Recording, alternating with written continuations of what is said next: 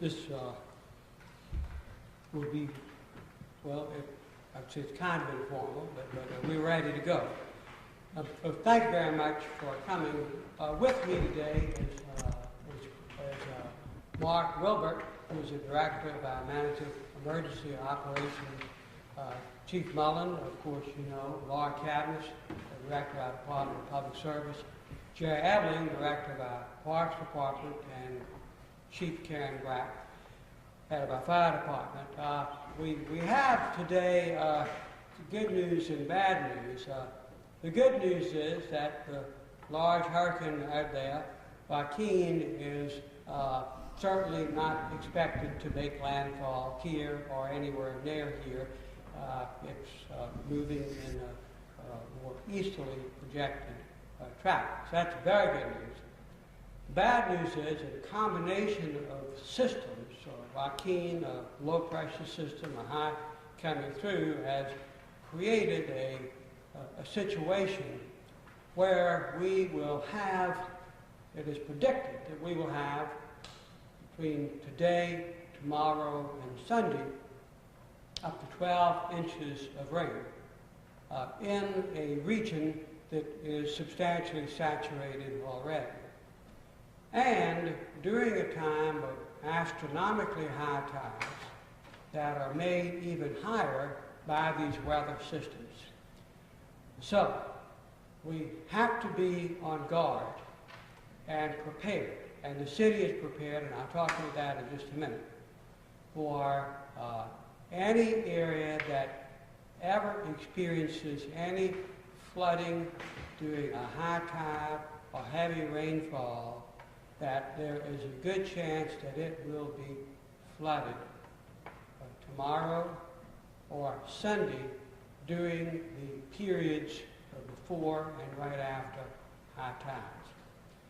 So it's very important that during these periods of time, around midday, and obviously our news sources, the TV, radio, and the newspaper can keep everyone abreast of that any area that has any historical experiences of flooding, that during these times, a couple of hours before and after, it would be wise and citizens are cautioned to avoid these areas. And certainly when water begins to accumulate, if it's on a road and you can see it in advance, don't go through it. And if it's in a neighborhood that you're in, don't wait in it. These waters could rise quickly, and when they start to recede, if it's a heavy amount of water, it can create a suction at the drainage outlet or catch basin that could be dangerous. It's not a time for anyone to hang out with any of these pockets of rising water. We could have 12 inches of rain over this 3-day period total, which, if that happens, those 3 days will exceed the record for October in the history of Charleston. So a very large amount of rain is predicted on very saturated soils. Our Municipal Emergency Operations Center is open during these periods of high tide, before and after, for several hours, and all of our departments are on standby and with their personnel and equipment pre-positioned to be of help to our citizens. If anyone has any concerns about this or sees water accumulating in their neighborhood and it's fearful, call 911 or reach our Municipal Emergency Operations Center. Those numbers will be provided as well. Also, our parking garages are open for people who want to leave their cars. They're concerned about rising water, and if you get out about 6 o'clock Sunday evening, I think that's correct, there'll be no charge. We can clarify that. So with that, I'd like to call on Chief Mullen and then Mark, and go right down with my wonderful colleagues to talk about what they're doing, and then we'd be glad to answer any questions. Chief? Thank you for, as the mayor said, for being here and helping us get the information out today. It's very important that all residents recognize that this is a very serious weather situation with the predicted rainfall amounts as well as the high tides. We could substantially have major flooding within the city, and as you all know, in the last couple of days we've had major situations on various roadways. Throughout the periods that the high tides are predicted, we'll have resources pre-positioned at various locations throughout the city to barricade off any streets that we know of that will begin to be flooded and have large amounts of water. What we're planning to do there is, as the water starts to cover the streets, we're going to preemptively block those streets. So people need to be aware of the fact that there might be some road diversions early prior to the high tides, and that might exceed 4 to 5 hours, depending upon how long it takes for the water to recede. Additionally, if we get major flooding within the city, we have plans in place that we would begin to divert traffic that's coming into the city, back into the West Ashley and James and Johns Islands area. Because what we don't want to do is we don't want to bring more people into the peninsula area when we know we have these extensive flooded areas throughout the city that make not only passage of traffic very difficult, but it's very dangerous for those people who may get trapped in this water. And what we don't want to do is create situations where we have to have first responders go into this water to rescue people, because it becomes very difficult and dangerous for not only the individual in the water, but also the first responders. So we're really going to work hard to make sure that we limit the amount of traffic that's coming into these areas.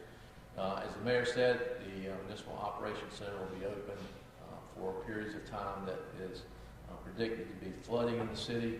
And at that point, my officers and my colleagues who are standing behind me, they'll talk to you in just a minute, will be prepared to respond to whatever situation occurs.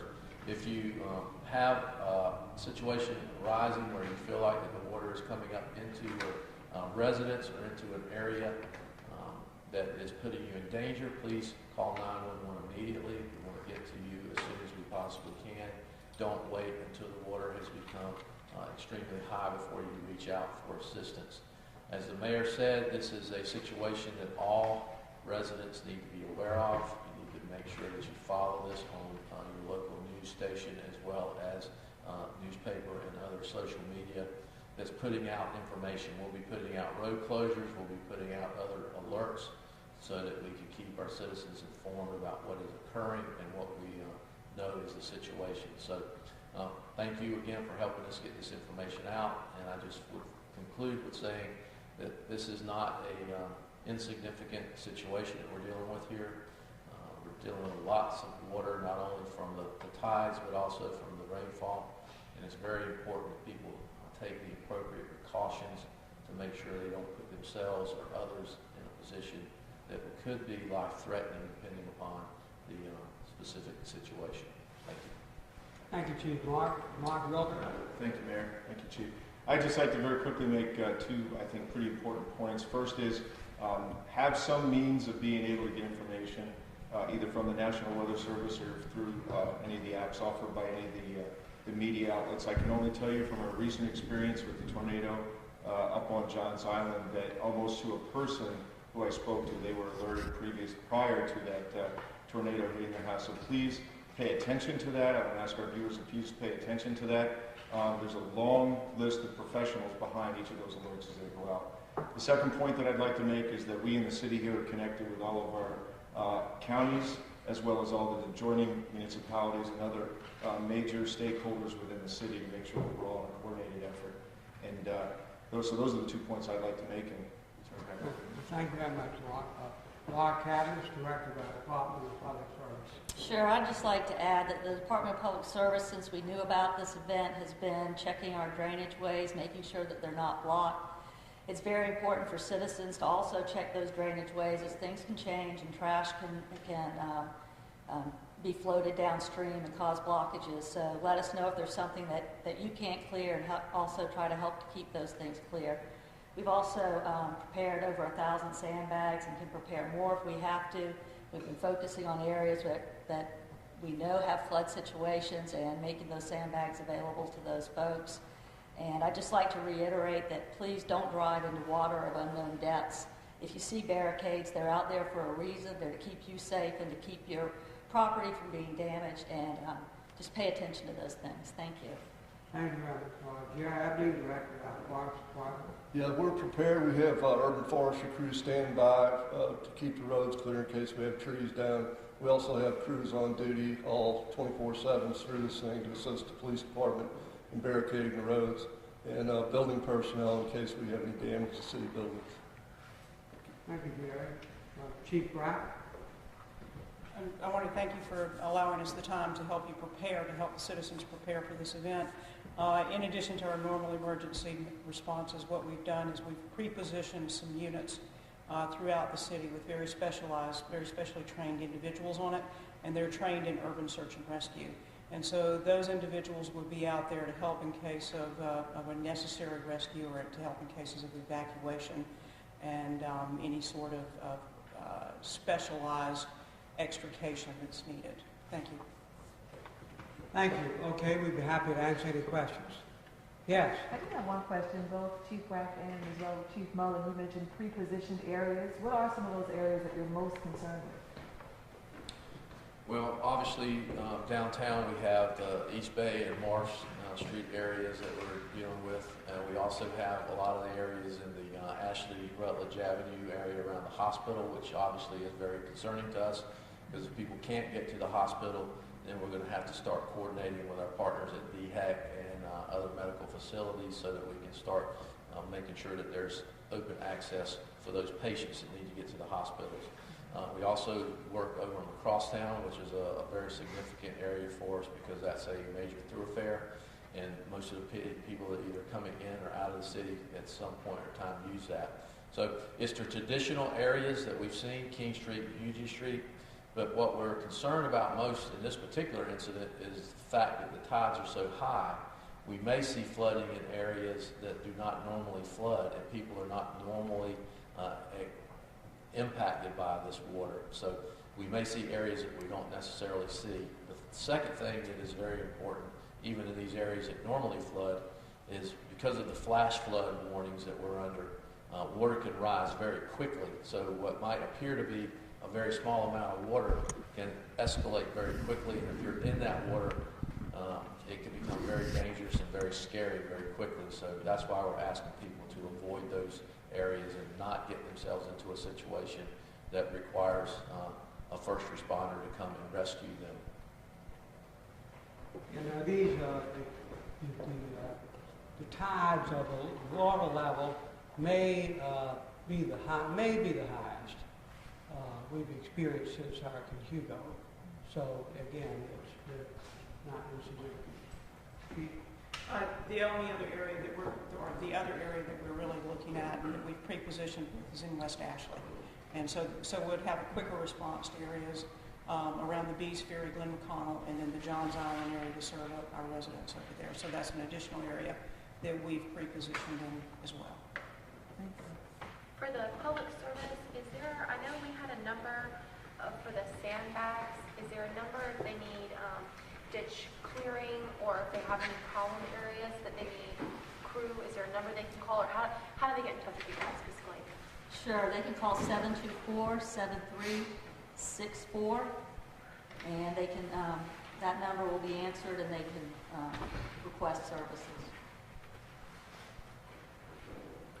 One other question regarding the drainage, because I heard you say, Ms. Cabinet, I believe, that you were, or your staff have been checking for any drainage following at this point. Did you find any, or were able to clear that? Or what was the status of those that you checked? We didn't really find anything substantial, but like I said, things can change as the water starts flowing. It can drag things downstream, can drag trash out of people's yards and other stuff. So things could happen. So if they do see something, please let us know. Or if it's something small, help pick it up and help keep those drains from getting clogged to begin with. Mayor, I have a question for you. When I was talking to folks yesterday down West Side, one of the big questions. A lot of people, I think there's frustration that the drainage just continues to be a problem. Sounds like maybe there's a misconception about the project that was done in the crosstown. Could you address those concerns about the continuing flooding they're seeing down there? Well, the crosstown drainage project is a multi-year project, actually 4 phases. So we're in the second phase right now, which is a collection system and deep shafts.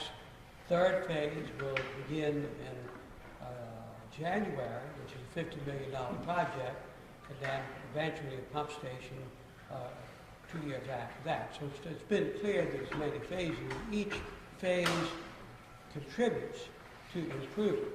So the pipes underneath crosstown and the adjacent streets now are much larger than they were before, the ability to collect water.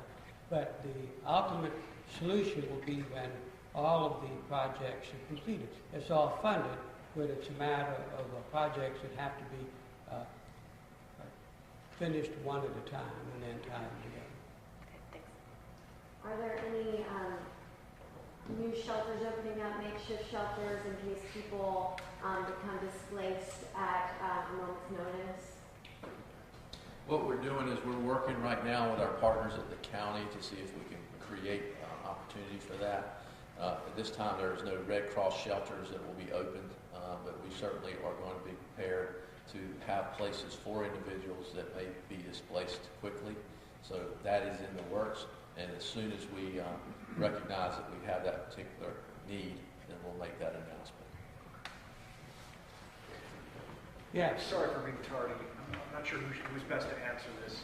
What is the best case scenario and what is the worst case scenario here in the next 72 hours? I'll let Chief Lamar answer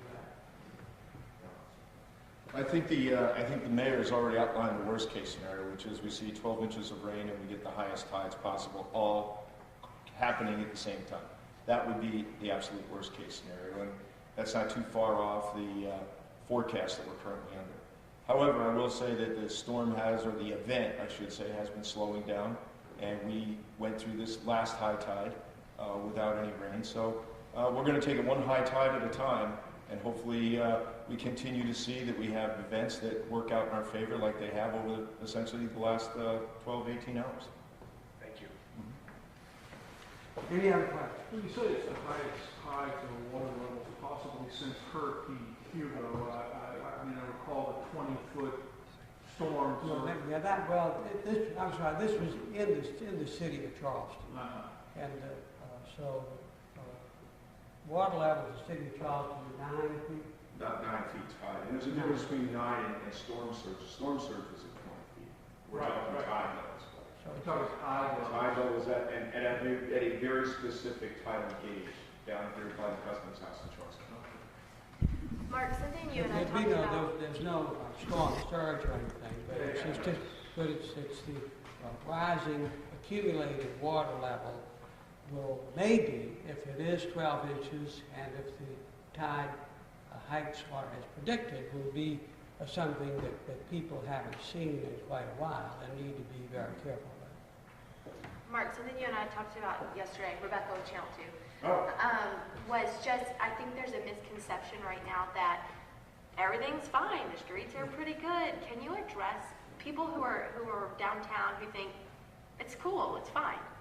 Well, I think absolutely by seeing everybody up here. I mean, the mayor took a lot of time out of his day, and we've all, as he had made sure that we assembled this team to get up here in front of everyone. It's not just business as normal. Yeah, we're into a lull right now. The event is not over. That's right. And that's why we're here. We did this to communicate to everybody that we're in the midst of a very serious weather event, and the prediction is that tomorrow will be very substantial in impact. The amount of rain moving into Sunday as well, and with the high tides. So it's not over. We have serious weather ahead of us. We just want everybody to be careful, take the necessary precautions, and call for help if you feel help is needed. Precautions for something like this would just be the common sense things, batteries, and the power goes out, just whatever you might need. In the emergency management world, or emergency preparedness world, we prepare the same way. You have a plan, you have a kit, you prepare for 72 hours with food and water and batteries, exactly what you just said. We prepare for one disaster the way we prepare for all of them, and you just hit it. Well, thank you all very much. Thanks for coming.